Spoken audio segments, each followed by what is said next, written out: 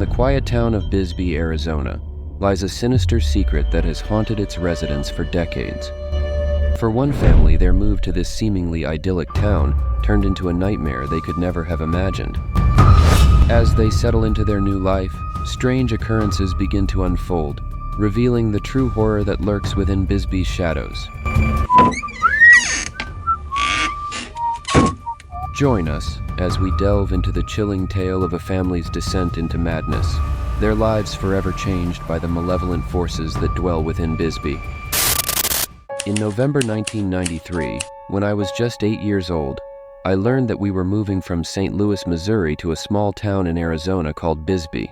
Bisbee was known for its reputation of strange paranormal activity that had occurred throughout the town. I moved with my parents, 2 older sisters, and older brother to a small brick house with just 2 bedrooms, sitting high on a steep mountain with only 3 other houses nearby. I can't say I liked our new home.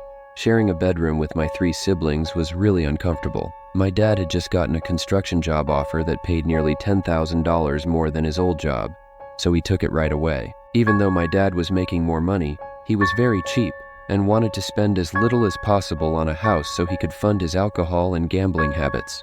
This made life hard for my mom and siblings, as we barely got by with the little food we had and extra blankets we packed for warmth. My siblings and I, being young and curious, spent almost all our free time playing outside on the mountain near the neighbors' homes.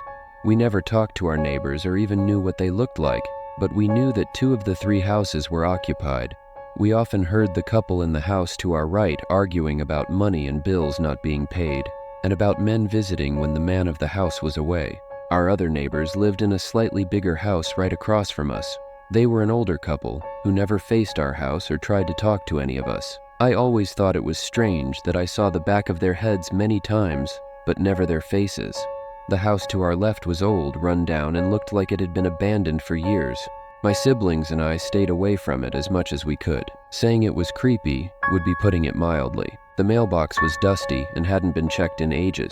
The old wooden fence around the yard was chipped, and the grass was so overgrown it covered the stairs all the way to the top. We were a curious bunch. My sisters were 11 and 13, and my older brother was 9. But that house killed our curiosity about the whole area after that night. We had just finished dinner as a family around 5 o'clock, and the evening was still young. The sun was almost set. Our stomachs were full, so my siblings and I decided to play outside before it got too dark. We grabbed some of our favorite toys and ran outside. Everything was going fine until around 6 o'clock. We noticed that the door of the abandoned house was open. This was strange because no one ever went near that house. It couldn't have been any of us because we had been playing together the whole time, and none of our neighbors had come outside. We would have noticed. We looked at each other, all thinking the same thing. Who opened that door and why? Seconds later, a strange, loud whistling noise started coming from outside the front door.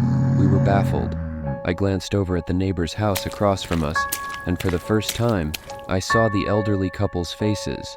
They looked absolutely terrified. They didn't say a word, just stood there frozen with pure horror written all over their faces. Then, a tall black figure appeared on the steps of the abandoned house. It had no eyes, no visible features at all, but it seemed to be staring directly at our elderly neighbors. "What's happening?" I whispered to myself, trying to hold back tears and stay quiet. This was no time to make a sound.